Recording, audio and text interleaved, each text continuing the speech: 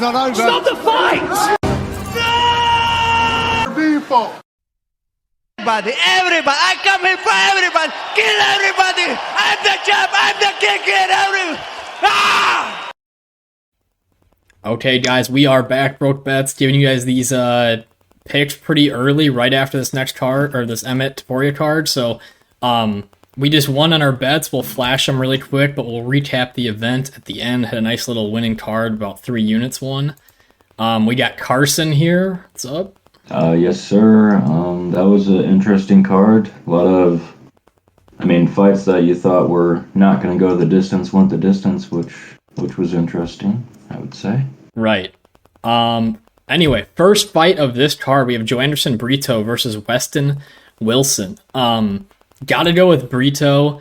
This guy carries very specific style. It's just bull rush, power, and you kind of saw that in his last fight versus Lucas Alexandr, where he just kind of got a hold of him and then threw him down.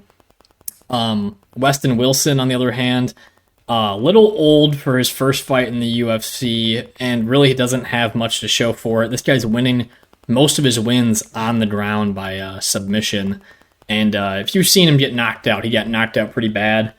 I also think this cut to 145 is going to be pretty rough for him. He's a pretty big dude, and doesn't move his chin well on the feet. I'm not liking what I'm seeing. I'm seeing a Brito first-round knockout. What do you think? Yeah, for 34 years old, making your UFC debut on short notice against heavy hands of Brito, I got to go with Brito by KO. Wilson's last loss was by KO, but he is riding a 3-fight win streak, all by submission. But yeah, I see Brito getting the better of him here on the feet. Right. Brito, first round knockout. Okay, for the next fight, we have Yana Santos versus Karol Rosa. Taking Karol Rosa here. Yana Santos just looks so bad in her last 2 fights. Clearly no strategy. It's sprint into people, hug them as hard as you can, don't do any damage to them. And Rosa, she got controlled on the fence versus Dumont for some time, which kind of is Santos' game, but Karol still has good elbows, good knees in the clinch, and I think that she does more damage here. And Santos, just horrible fight IQ. I see Karol Rosa by knockout in round 2 here. What do you think? Yeah, this is at 145 as well, so Santos is coming up a weight class here. I think Rosa should get the better of her here. And for Santos, of her losses, she's getting finished in most of those, except for the last one against Holly Holm. Should have been finished, I think, in that one. Right. But yeah, I think Rosa inside the distance could be a play here. Yeah, Rosa, sometimes not putting enough volume out. You'll just see Santos is like Juliana Pena, but if Juliana Pena smoked crack on a daily basis, about that level. So, I would expect Rosa to use a little bit more Muay Thai here and punish Santos for her mistakes. So, Karol Rosa, KO round 2. Okay, in the next fight we have Guram Kutateladze versus Elves Brener. Got to take Guram here. Brener came in, actually performed pretty well for like a plus 500 versus Tudugov. However, a lot of controversy with that decision. Really struggled with the boxing of Tudugov and fell behind in a lot of moments of the fight, but he did stop takedowns. That was kind of his highlight of the fight. Guram, though, mixes together everything very well in MMA. The kicks, the punches, very sound defensively. He rolls punches very well. You saw that in the Demir fight. And honestly, in the Demir fight, I don't want to exactly call that fight a robbery, but Guram got Demir to the ground in the final couple, 20 seconds of the fight and landed a knee to the chest, but then Herb Dean stood them up after it was a legal strike, and I think it actually kind of cost him the 3rd round and that fight. I do think Guram's going to take this one to a decision. It might be a Brener kind of run around the cage for a lot of this fight, but I do think Guram just kind of outpoints him to a decision here. What do you think? Yeah, I like ground by decision here as well. Breiner's tough too. He's never been finished before, but I do see Guram getting the better of him, mixing in takedowns, like you said, the kicks as well. Yeah, I think Guram looks pretty good in this one. Apparently, in the why he withdrew against Malarkey a month ago was because visa issues. So it wasn't an injury, I do not believe. So, Okay. Yeah, I just see Guram being on but the top one of this. before it, I think he was injured. I think it was the Brazil card, Moises. Yeah. Yeah, that one got canceled because of his injury, but not this recent one. Yeah, people critique Guram for, being inactive, but hey, there's people that are like Colby's more inactive, and there's other guys. I know it's a different division, but like there's other guys that sit on it. They're not even injured, or he's still scheduling fights, being in camps. And I think Guram got a lot of his takedowns defended by Demir. I think in this case though, Guram will be able to land some takedowns here. So big guy, really strong guy for the division. Kutateladze by decision. Okay, for the next fight, we have Alexandr Romanov versus Blagoy Ivanov. Taking Blagoy, I don't know. It's a tough fight. Alexandr Romanov is so fucking hit or miss. He's like destroying the horrible fighters. Specifically these two. We all know trash cans. And he's just doing. He looked so horrible versus Alexander Volkov. He lost weight. And, his kind of style was being the heavier guy, stronger guy. So I'm not sure. You might have to check his Instagram or something. I'm not sure what his weight status is right now.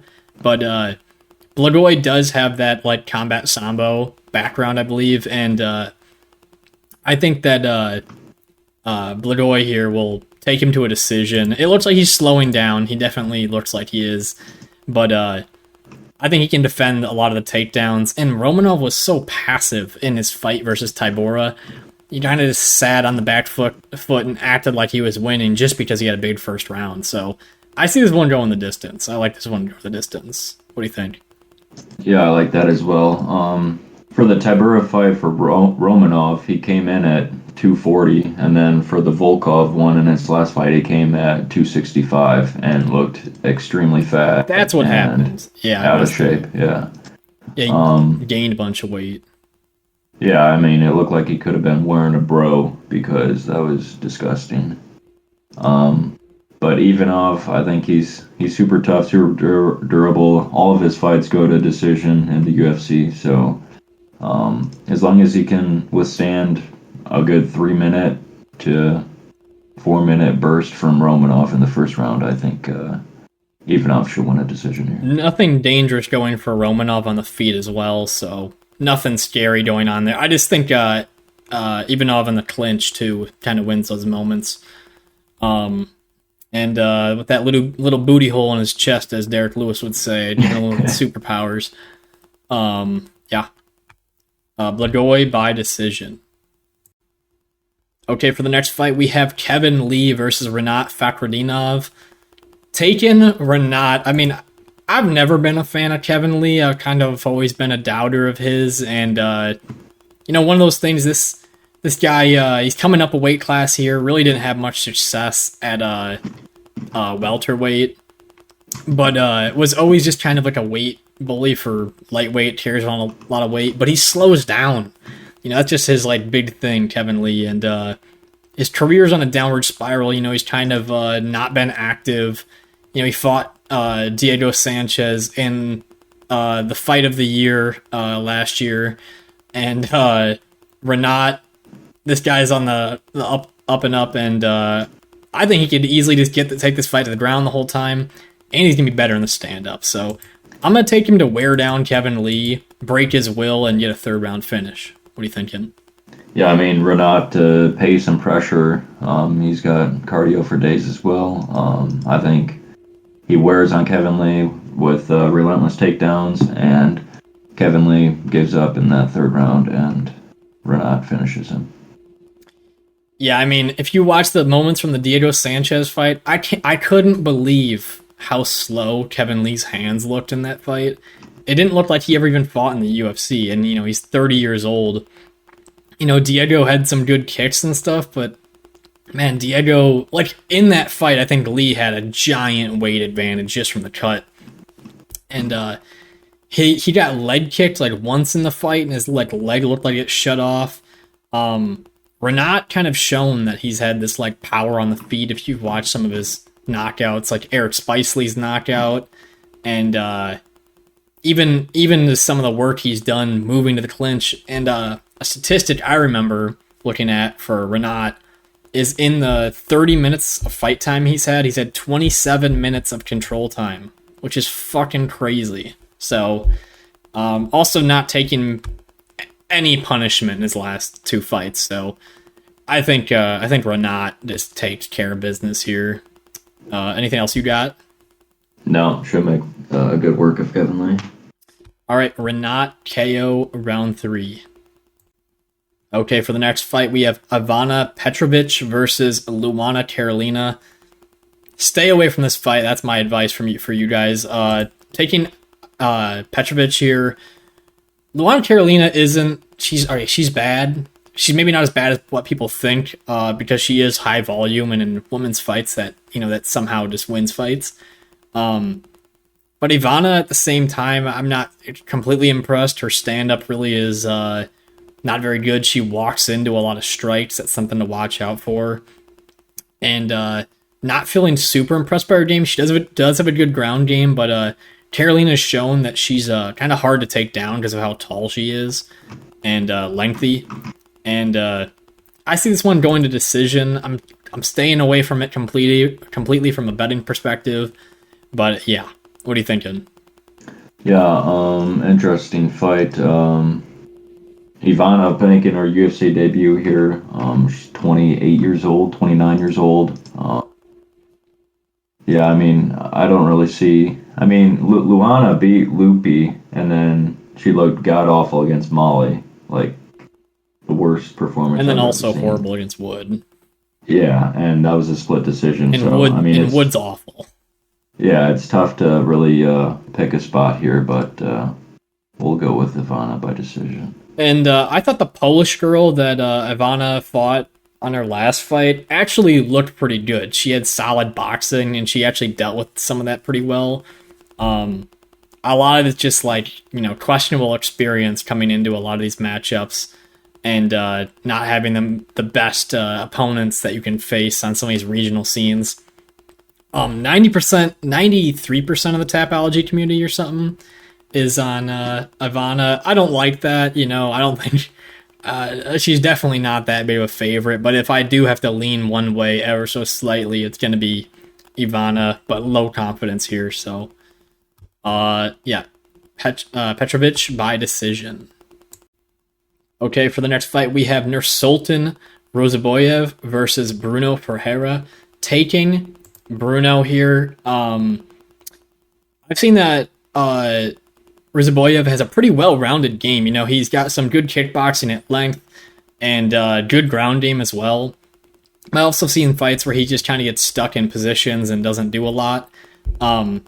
Brunno, this guy's a little bit undersized for this division. He's kind of like Kelvin Gastelum, where he could trim up and he could make a better weight class, but speed he brings and some of the attributes he brings are fly under the radar because you just see all these knockouts he has on his record and stuff, and some things that I dismissed when I picked Gregory Rodriguez last fight.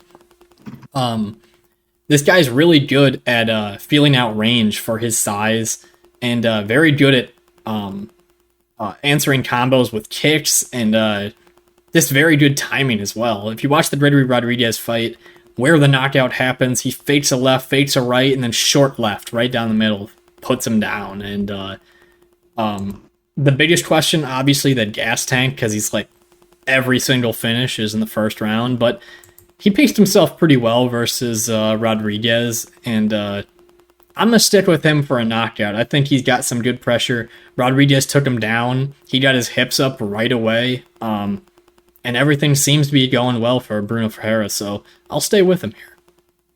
Yeah, it'll be interesting to see if it does get out of the first round. Ruziboev, for him, his last 8 fights, all of them and ending in round one, and Ferreira, same thing. I think one of them went to round two, or two of them did, but all of them pretty much round one finishes. But Ferreira did a good job against the bigger, lengthier Rodriguez, so it's a similar, I guess, length for Ruziboev here. So I think Ferreira having that experience against Rodriguez, against the lengthier guy, I think he can find a knockout here as well. And we're going to be in the small cage, so I'm going to favor Ferreira moving forward, putting the pressure on. And Ruziboev as well, a lot of experience. I mean, that's a crazy amount of fights for a guy under the age of 30.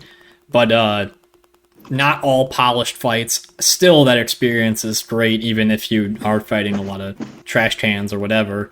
But this is me a good one. This is me a good one to watch out for. So we're going to take Bruno Ferreira by KO in the first round. Okay, for the next fight, we have Benoit Saint-Denis versus Ismael Bonfim.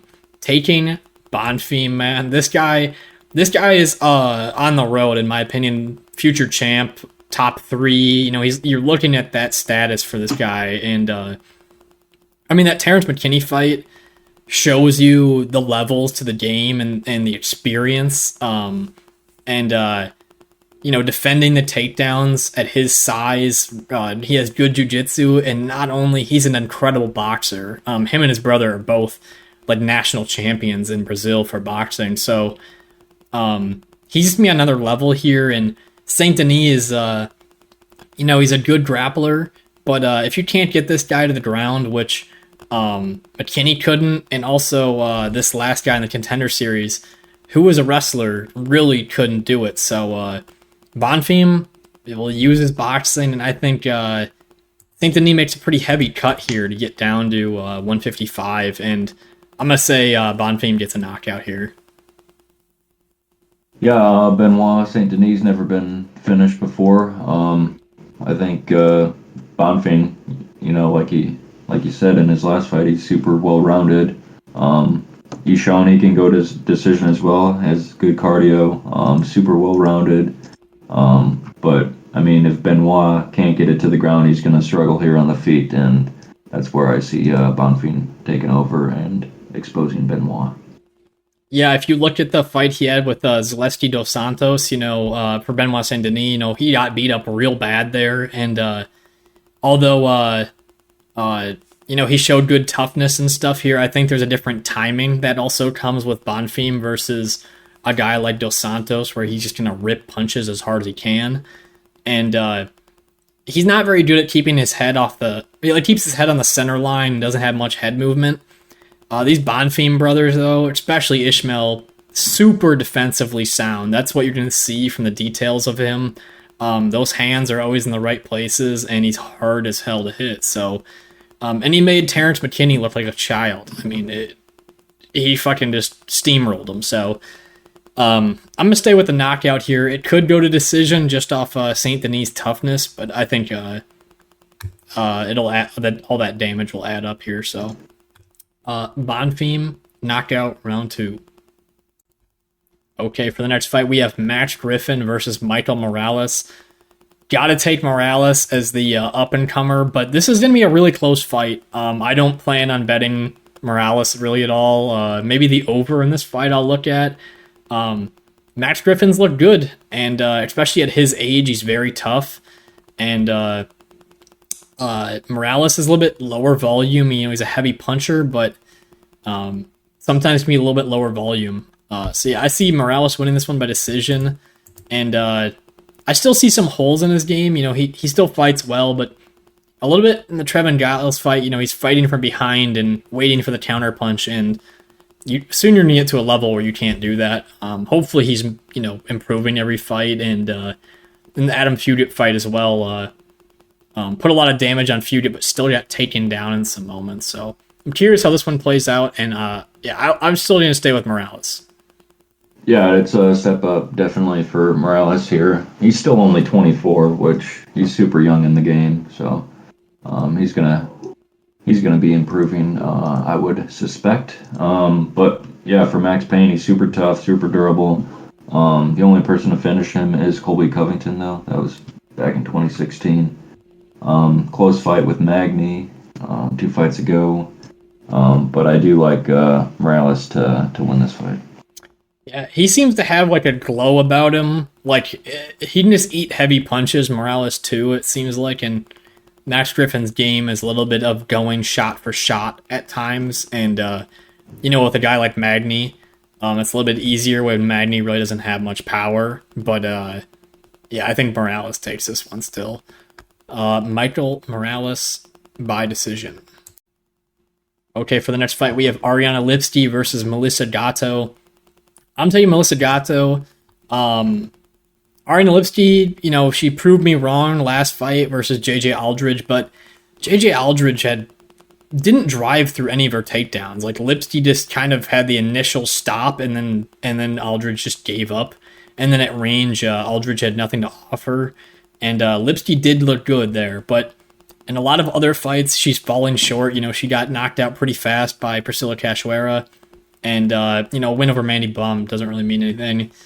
Gatto, though, this girl took the back of Tracy Cortez like 3 times, but, Tracy Cortez is good at escaping those positions.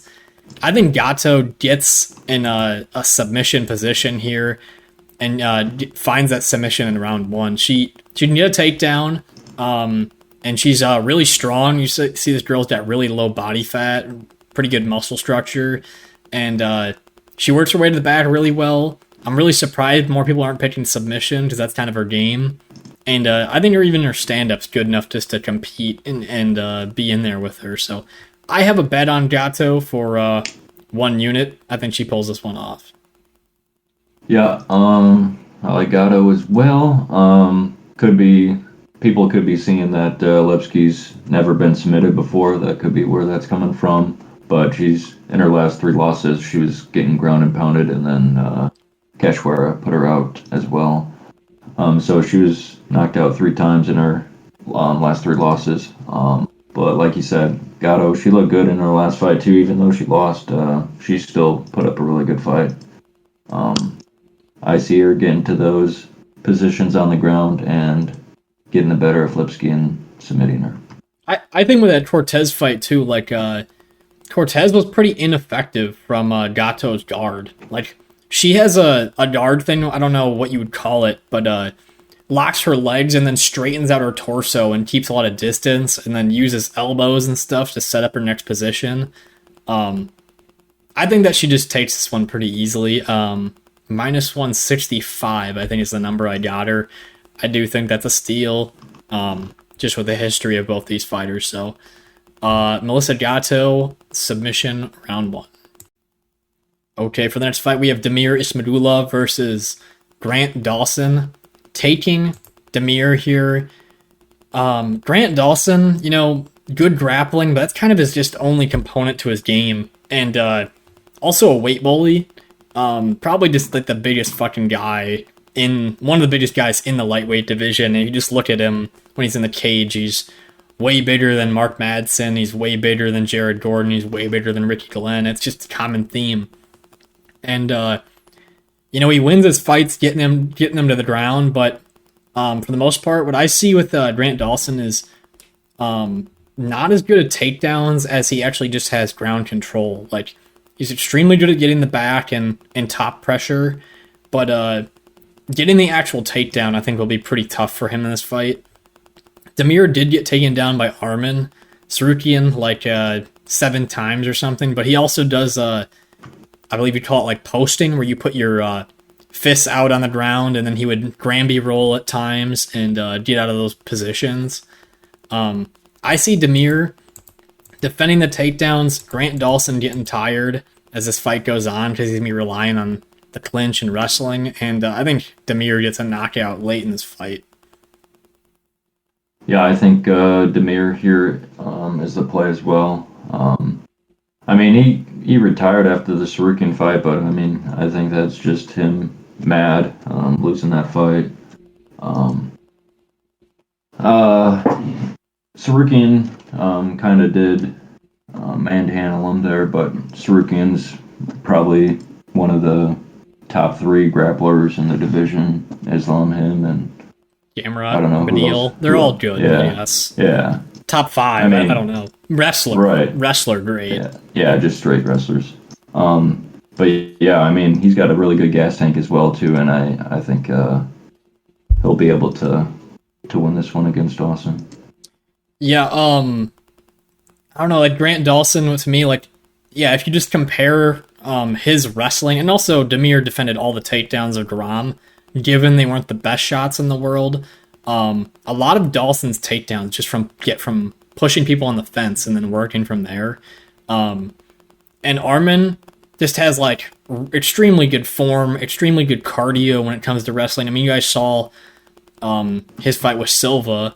You know, Silva had like a perfect whizzer on Sarukian, and the Sarukian literally like reverse position, threw him straight to the ground. So, I think Demir just controls this fight at range, and when it does come in the clinch, hopefully it slows down Dawson a little bit more than Demir, and Demir wins those other moments and finds a knockout late.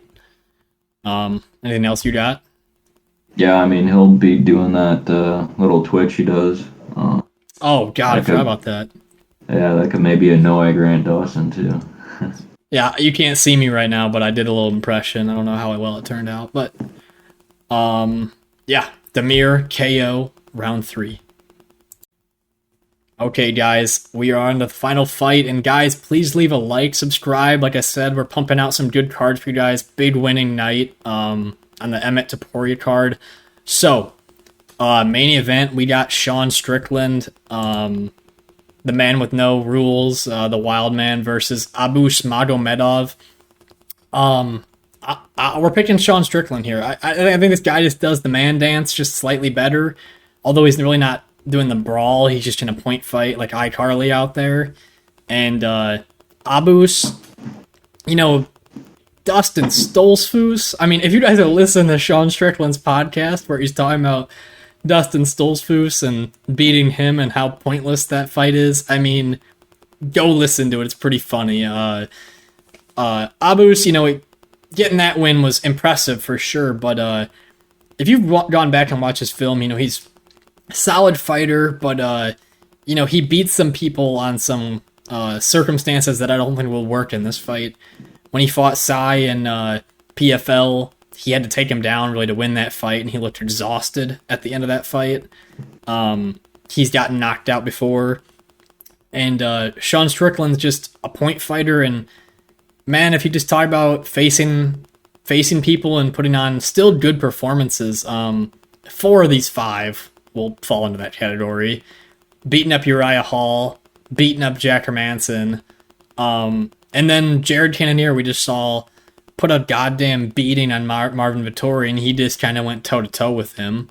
And then Imavov, you know, on short notice, putting on a great performance. So I think Sean just does what he does. He outpoints him here, and yeah, I think he takes this decision. Yeah, I think this will be a classic Sean Strickland fight. Just throwing that jab out there. Parry punches. Fighting.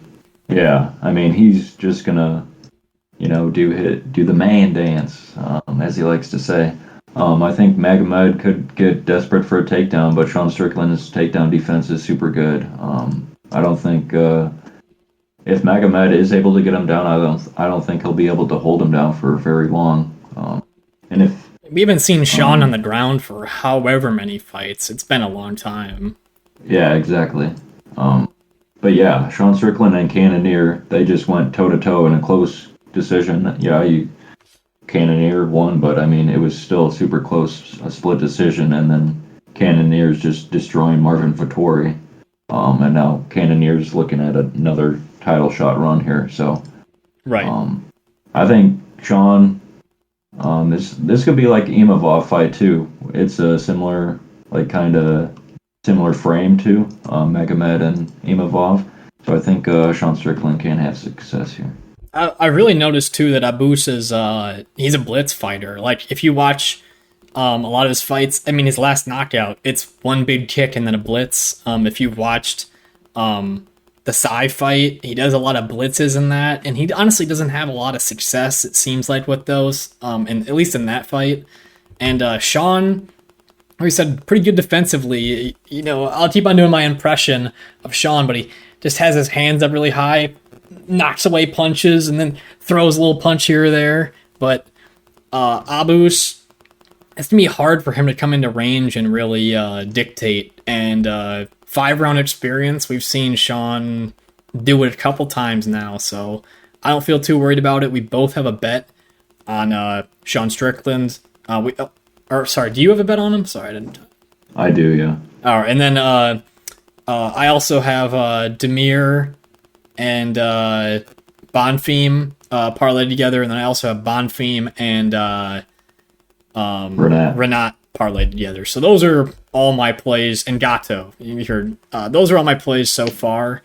But yeah, I see Sean a little bit ahead in this fight and taking control. Hopefully talking some shit. I gotta hear him say some crazy stuff. And hopefully we're not on ESPN. High level experience too for Strickland. He's in there with super tough guys. I mean, yeah. Over and over, in high-level strikers, I mean, obviously got knocked out by Alex Ferreira, but yeah, we just said with Cannonier. I hope he talks during this fight, man. Sadly, like, there's no pay-per-view for this. That's going to be, like, him just on the microphone going crazy. However, hopefully he wins, and that post-fight press conference is fucking funny. So, yeah, I don't think I really have anything else for this one. Do you? No, sir. Sean Strickland by decision. Yes, sir. All right, guys, to the recap. Okay, for the Emmett and Taporia recap now. 2.97 units. Pretty solid all-around card for us. So, first started off with Ricci. Pretty easy, not a hard prediction to make. Robertson couldn't get the fight to the ground if she wanted to. I think she did once, but anyway. Ricci got right back up 5 seconds later. Ricci had better volume. I did think this fight was really boring and very uncoordinated. Very, very uncoordinated. And a lot of hitting air and missed strikes. Moving down, Neil Magny does what Neil Magny does. I mean, classic Neil Magny performance. It amazes me that Neil Magny has so many wins. But, like, what he does well, he just does so well. And it's like, it was the most boring fight of the night. But he just gets into the clinch. And I don't know what Rowe was doing, trying to get in the clinch and compete with the guy who literally wins all of his fights in the clinch. And Magny's just he's just tall and he has good cardio and he wins in the clinch. And you know, that's just his style. And yeah, pulled that win off. Yeah, he made Phil Rowe fight his fight. I mean, if Phil Rowe stayed at range, I guess he probably would have had a little more success. It felt like Rowe was winning at the moments at range, and then he went into fucking wrestle like an idiot, so that was funny. Moving down to another idiot, we got Amanda Hebas here. Maisie Barber's known as the girl that you take on to the ground, and, like, for the most part, you can hold down pretty easily, and Maisie Barber did get taken down twice and got back up, but Hebas, if she just shot a fucking double leg, she would have gotten takedowns whenever she wanted, and then showed bad fight IQ. I mean, she's always doing the weird thing where she's bopping her head around, and she throws her arms out when a strike misses and does that weird shit, but leaves her head right on the center line. She got kicked right in the head and then sprinted back in to try to hit Barber, and then she got rocked. Like, what are you doing? But I just can't trust these chicks, even though I'm doing it again this next week. But I thought Hebas was gonna be like a lock. Further down, picked Joshua Van for a live bet. After that first round, I thought that Van just edged out that first round, and then second round, I just saw him getting the better of the boxing, and I got this in right before he hurt Zalgas and put a flurry on him. So. Got good timing. Didn't put a lot on it just because I didn't know what Van's gas tank would look like. I actually thought I was putting 0.2 units on it, but on BetUS they do like a it's like a 2-win 0.2 units, so I had to place actually 0.25, so I might have misreported that initially. Fighter parlays. I think going back to that Van fight, I think if you just bet against Zalgas by split decision, I think that seems to be the way. It was probably like plus 1,000 for split decision for Van. The haircut did not help him this time. Scouza. He's a sorcerer, as Cody Garbrandt would say. Taporia obviously did what he does. I mean, he made me nervous in some moments where he went into a 50-50, but he used the jab, used the grappling when he needed to, and I really liked as he kept his hands high and he deflected all of, for the most part, Emmett's big strikes, and like the face comparison was like crazy to what Emmett looked like. He looked like a chipmunk, but like not all the nuts were in his cheeks. They were like pushed higher up because he was so fucking swollen. So yeah, that was a great performance from Taporia, and we got to see his 5-round experience and how his cardio was, and it looked pretty darn good. So well, yeah, that was good to see for the future. Especially when he's the power puncher, he can set the pace where guys aren't just gonna sprint into him. So he can really time when he wants to throw power strikes, and did a good job of not throwing this jab like as hard as he could either. However, we parlayed this with Randy Brown. I did, like an idiot. In my opinion, a horrible bet, looking back on it for Randy Brown. Just looked awful. He got kicked in the leg like 10 times in the first 2.5 minutes, and I was like, what is this guy doing? And Wellington Turman was honestly doing more damage in the first round and in the third round, but Randy Brown got like one big takedown, so I guess he steals the round. Yeah, that's just a classic Randy Brown performance. I mean, and the Trinaldo fight was super close. The Chaos Williams fight was super close as well. I mean, he just edges out these decisions. And he's so long, but he doesn't use a jab, or he doesn't use like many of those tools. So he's like Jalen Turner of the welterweight division, but with way less talent. That's kind of how I view him. Headed down into prop bets, got Brendan Allen and Bruno Silva under 1.5. I mean, after seeing Bruno Silva's last fight, I kind of just assumed he'd come out swinging, and he did. And Allen got hit quite a bit. Allen dropped him, got the submission, and it hit pretty good there. Cody Brunage and Cedric Dumas put a poll on my IG, the Broke Bets IG, of who has the worst fight IQ, and the people voted for Dumas, which I was surprised by. They forgot that Cody Brunage, he has a brain of a fish, and pulled 3 guillotines. And the third one was the closest one, but it was also the slipperiest time to do it. And sat on bottom, didn't do anything. Dumas didn't look good either. He didn't really do anything. Yeah, I mean, I think if he just, at the last 10 seconds of the first round, he started throwing ground and pound, and that's when he hurt Brundage. I mean, if he did a lot more of that throughout the first and second round, I think he could have been able to get him out of there, because, I mean, Cody Brundage just would have turtled up, and the ref would have stopped him. Right, and Ola Jacek, like, when he beat Brundage, he literally just threw, like, a couple big punches on the ground, and Brundage was done, so... Right. I think that Brundage is probably cut after that fight. But, moving down, Neil Magny, Phil Rowe, over 2.5. Again, Neil Magny fight. Jamal Emmers and Jack Jenkins, over 2.5. Knew they were going to be point fighting. That hit really easy. Yeah, and both those guys are super tough, super durable. They were hitting each other pretty good, but, I mean, they're just so tough and so durable. I thought Emmers won round 2 and 3, but some of the visuals don't look great when Jenkins is kicking so fucking hard. It just looks like he's like doing really well. Yeah, I thought Emmers won. It was a weird card. We were talking about this before we started this recording, but it was either the fucking funnest fight you ever watched, or it was awful fights. So starting it off, Brunage and Dumas, horrible fight. Emmers and Jack Jenkins, high level, fun to watch. Peak and Chepe, I thought was honestly one of my fight of the year. Like, I'd say it's like number 3 on like my fight of the year. I thought it was so fun to watch. It was crazy. And then Zalgas Van, meh, just meh. Ricci Robertson, horrible. Rebecky or Roundbesky, good to watch. Randy Brown, horrible to watch. Neil Magny, horrible to watch. Brennan Allen fight, fun to watch. Onama fight, wild. Tafa fight, horrible. Hebas fight, good. And Emmett Tapori fight, very good. So it was a hit or miss card. Yeah. Yeah, we didn't see a finish until the Rebeski fight, so that was like 5 fights before the first finish. I mean, I thought at least for sure the either Brundage, Dumas, or Chepe Peak fight, I thought for sure there would have been a finish in one of those. Right.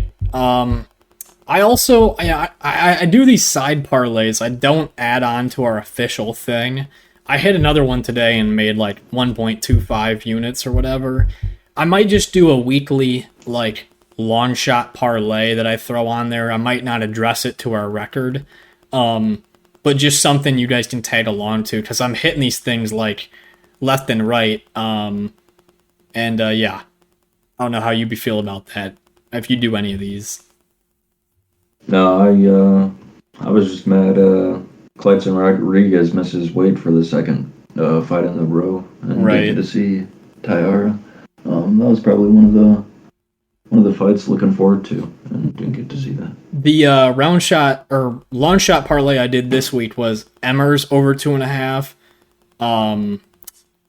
Rambeski under 2.5, Magny over 2.5, and Allen fight under 1.5, and yeah, cleared that pretty good. I think those rounds parlays work out, but I've probably been talking enough. And hopefully we make some money this next week. Again, told you guys some of our bets. We'll be posting them Thursday. Stay tuned.